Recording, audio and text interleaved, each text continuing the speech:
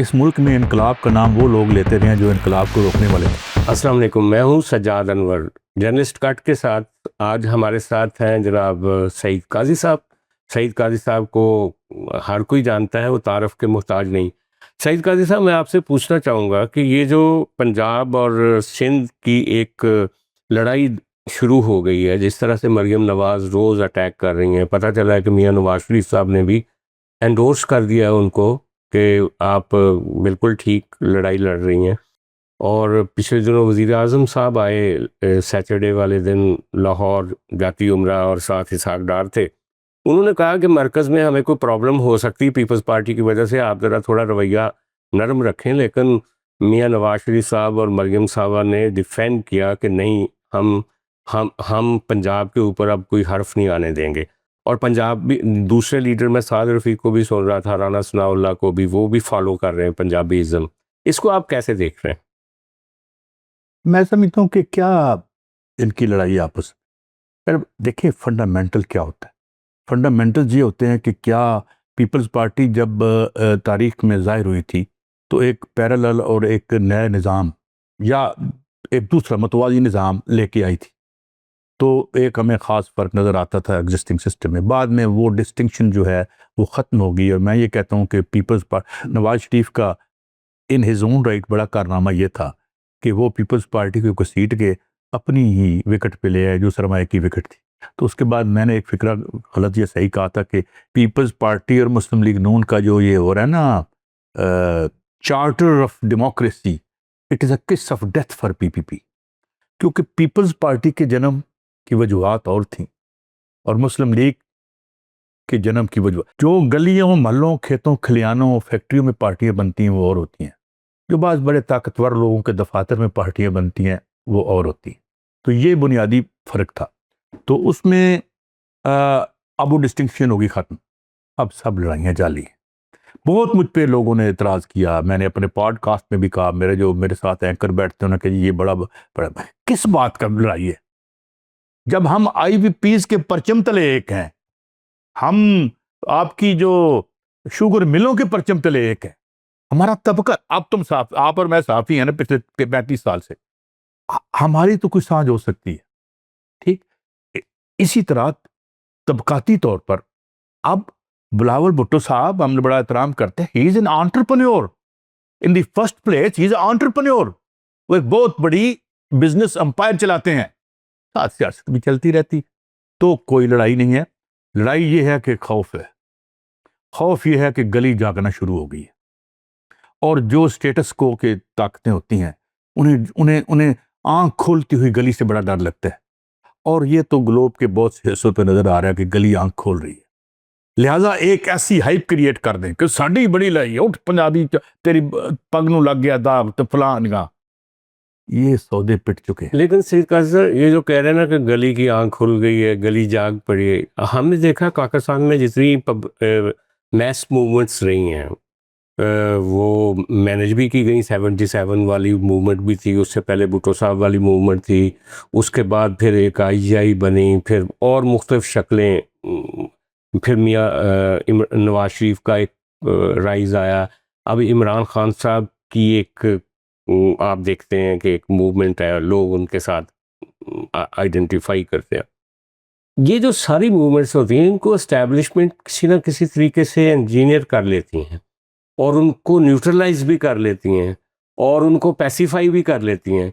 तो ये गली का जागना या ना जागना बाज़ों का इरेलेवेंट नहीं लगता आपको? देखिए तारीख में चीजें इररेलेवेंट भी हो जाती है, आपने ठीक कहा। पहले इमरान खान की मूवमेंट की बात कर लेते हैं। इमरान खान की जितनी मूवमेंट है वो रिएक्शन की मूवमेंट है। जो मिस रूल था पीपल्स पार्टी और मुस्लिम लीग नून का, उसका रिएक्शन था। देखें पैसिफाई होने की सबसे बड़ी वजह, बस कुछ मूवमेंट्स पैसिफाई नहीं हुई। 1917 का इनकलाब पैसिफाई हुआ नहीं हुआ, मऊ का हुआ नहीं हुआ।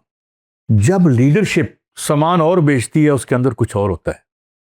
मैं आपको एक वाक़या सुना देता हूँ। मुस्तफ़ा खर गाड़ी चला रहा है और ये मुझे रावी मुन्नू भाई ने खुद बात सुनाई है। मुस्तफ़ा खर गाड़ी चला रहा है, आगे बैठे हुए हैं जुल्फ़िकार अली भुट्टो साहब, पीछे बैठे हैं हनीफ रामे साहब और साथ बैठे हैं मुन्नू भाई। तो कहीं वो जा रहे थे, अब मुझे याद है गुलाबन मुल्तान जा रहे थे, तो रास्ते में माँ भाग गया। माँ भाग गया, रुको सोशलिज्म आवे ही आवे, सोशल। तो मनु भाई कहते हैं कि वो जो स्क्रीन थी ना गाड़ी की, उसके लोगों के चेहरे आए, उनके बाजू आए। तो खर कहते हैं कि भुट्टो साहब आपको बाहर जाके एक दफ़ा बात करनी पड़ेगी, ये रास्ता नहीं देंगे। भुट्टो साहब बाहर निकले, उन्होंने तकरीर की, जिंदाबाद इनकलाब हो रहे परे, गाड़ी आगे निकली तो भुट्टो साहब का बड़ा मीनिंग उस फिक्र था।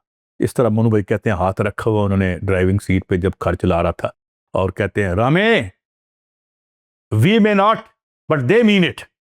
वाह। जब लीडरशिप की कंप्रोमाइज तो लोग तो बाहर आए, कोड़े भी खा लिए, गोलियां भी खा ली, फांसियां भी ले ली, ਹੁਣ ਉਹ ਕੀ ਕਰਦੇ?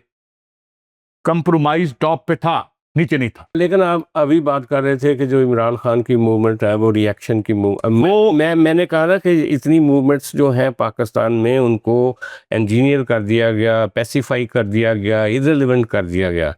तो आप कह रहे थे कि इमरान खान की, हाँ, इमरान खान की मूवमेंट जो बनी है ना, वो बनी है जब उसे पावर से बाहर निकाला है। उससे पहले दरमियाना सा काम, सीटें वो जीत रहा था। मैं ये नहीं मानता कि वो RTS गिर गया था। मैं ये ज़ाती तौर पर जानता हूँ कि इमरान खान पे बिलीव नहीं कर रही थी एस्टेब्लिशमेंट, सो उसे थोड़ा वीक रखा गया। कुछ सीटें इधर उधर, एस्टेब्लिशमेंट सबको वीक रखती है। हाँ, वीक रखती है। वो इमरान खान का अकेले का मामला नहीं, हर किसी का है। हाँ। अच्छा, अब ये मूवमेंट जो इमरान खान है ना, ये ले गया मिडिल क्लास की तरफ और तलवार टूट गई।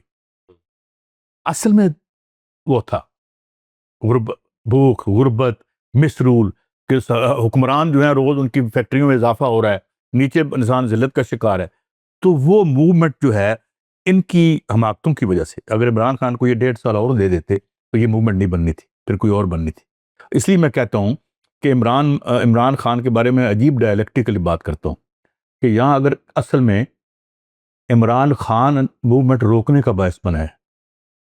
और ये बात सोशलिस्ट भुट्टो साहब के बारे में मेरी अर्ज सुने, वो ये कहना चाह रहा था कि मैंने एक दिन कहा था, गलत मैंने किसी को कोट किया था, मैंने कहा था इमरान खान से ना डरे, ये तो आपका आदमी है, डरे उससे जो उसके बाद आएगा।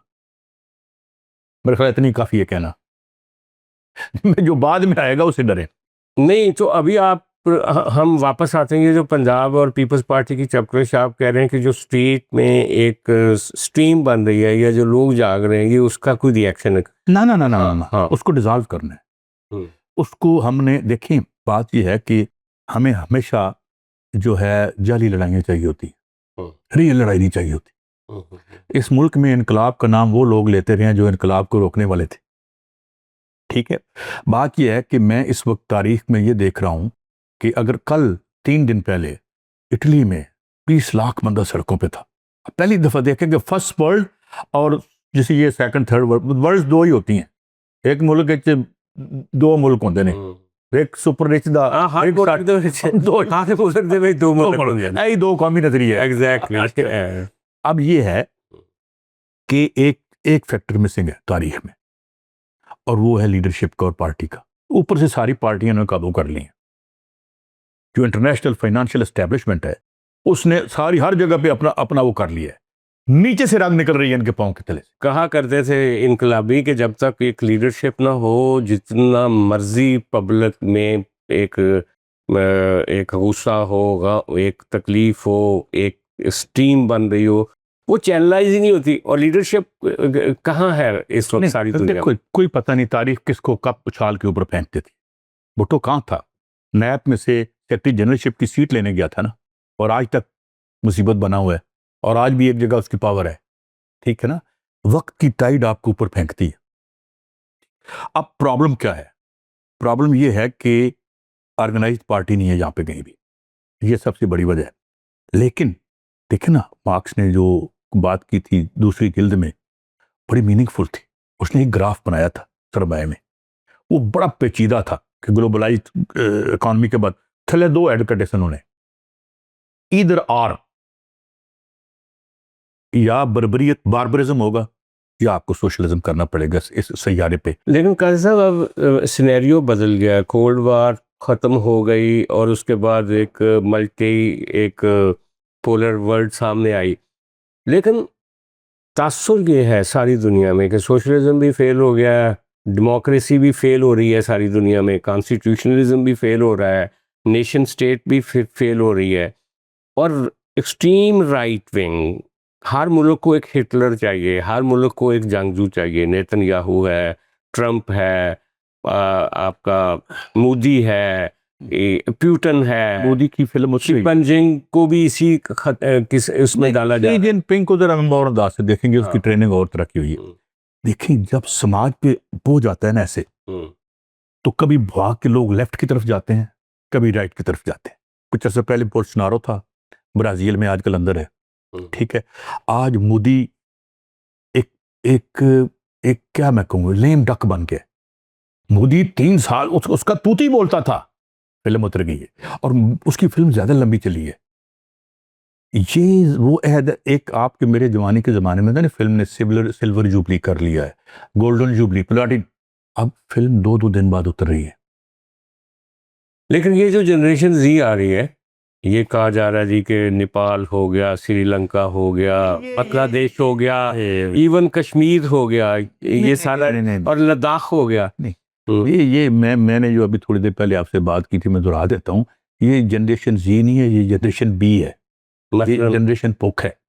उसकी वजह क्या है, मैंने पता किया कि ये जो बात करते हैं, देखो ना, ये टैग करके चीजों के इन्फ्लुएंस को कम करना। अरे बच्चे अगर बच्चे शरारतें करें, no, they mean business, they are burning your parliaments and your courts. वो उन्होंने अपने इस अमाल से नेपाल में बता दिया कि these buildings and the people sitting in them have become irrelevant to our lives.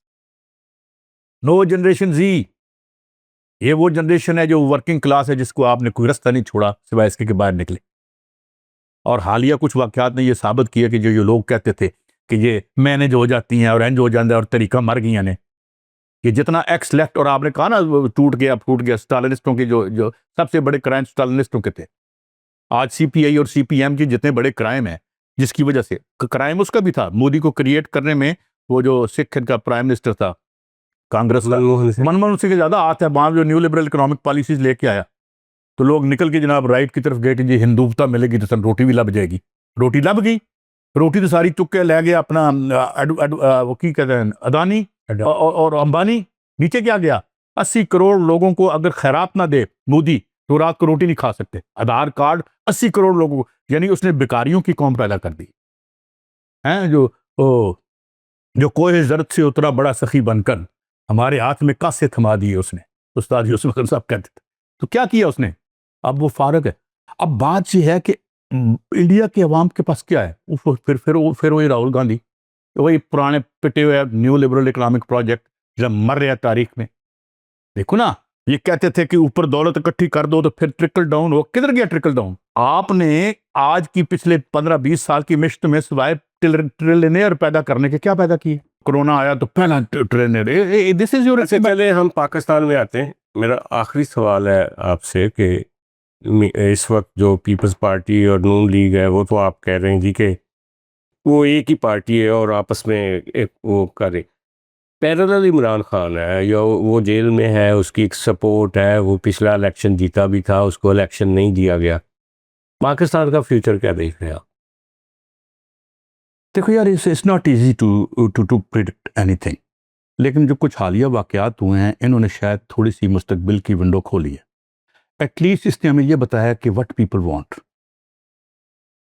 और हम जिस तारीख के इस नुक्ते पर खड़े हैं, वो इस मकाम पर ले आया है कि बहुत से आपके मुगालते ख़त्म हो गए। डेमोक्रेसी होती है, बार बार इलेक्शन होता है, वो बार बार इलेक्शन हो रहा है 2008 से, बच्चों की निकल रहा है। नहीं तो फिर क्या डिक्टेटरशिप की तरफ चले जाएं? जा सकती है, मैं ये नहीं कहता कि डिक्टेटरशिप की तरफ नहीं जा सकती, मगर ये है कि अब मैशत में फिर चुकी है। अब कैपिटलिज्म एक इंतहाई अलील, बीमार और अंदर से गला सड़ा निजाम है।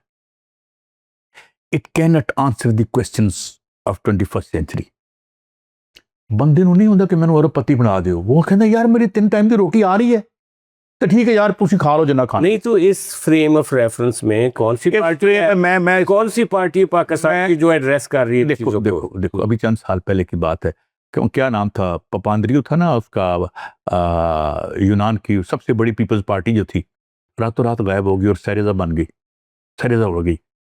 ही हम एक ऐसे हद में है जिसमें हमें नजर एकदम देखेंगे कि बड़ी पार्टियां छोटी हो गई हैं, छोटी बड़ी हो जाएंगी। इसमें तहरीक लब्बात भी आ सकती है, I am not ruling it out. ऐसे स्वेल करेगी, स्पोर्ट इसी तरह गायब होगी। जिस तरह अब सायरजा ने गद्दारी की आके, पापांद्रियों की पार्टी उड़ा दी उसने, इसी तरह दिन तारीख का अमल कुछ चंद दिनों का, 2 हफ्तों के। लेकिन मुसलमान सोसाइटियों का मामला कुछ और नहीं है। मुसलमान सोसाइटियों में ये ऐसे मिस्र का वो हुआ पिछली दफा, अल तहरीर स्क्वायर हुआ, एक तहरीर स्क्वायर जिसको अरब स्प्रिंग कहा गया। हाँ। बड़ी सारी दुनिया में कहा गया कि जी तब्दीली आ रही है, लेकिन कुछ भी नहीं। फिर देखे फिर वो मार्शल लॉ लगे वहां पे और फौजी। मैं आपको थोड़ा फर्क बताता हूँ। मिसाल के तौर पर पावर तो नेपाल के लोगों के पांव में आ चुकी थी। गलती क्या कहाँ पे हुई?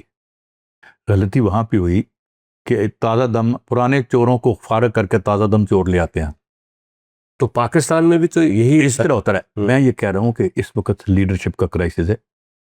अगर किसी ने लोगों की नब्ज पे हाथ रख लिया और पार्टी बन गई, तो आप दिनों में इन पार्टी को फारग होते देखें। शुक्रिया सईद काजी साहब। मैं अपने बचपन से सुन रहा हूँ कि मुल्क में लीडरशिप क्राइसिस है, क्योंकि मैंने जो सियासी बलूगत थी वो ज़िया के ज़माने में मैं 81 में कॉलेज में गया था, लेकिन आज तक लीडरशिप क्राइसिस ख़त्म नहीं हुआ। हमने कई लीडर अपने हाथों मार दिए, कई फांसी लगा लिए। पता नहीं ये क्राइसिस आने वाले वक्त में ख़त्म होगा या नहीं। अगले प्रोग्राम में फिर आपसे मुलाकात होगी। खुदा हाफ़िज़।